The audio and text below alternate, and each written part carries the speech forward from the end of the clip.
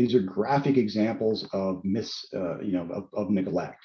And once again, for those of you on the call that might have medium voltage systems, just about every medium voltage system has some kind of DC battery system that is there to both power the trip units if they're microprocessor or solid state, and provide the power to trip breakers when they're called to trip and close them. But we're talking mostly about the safety.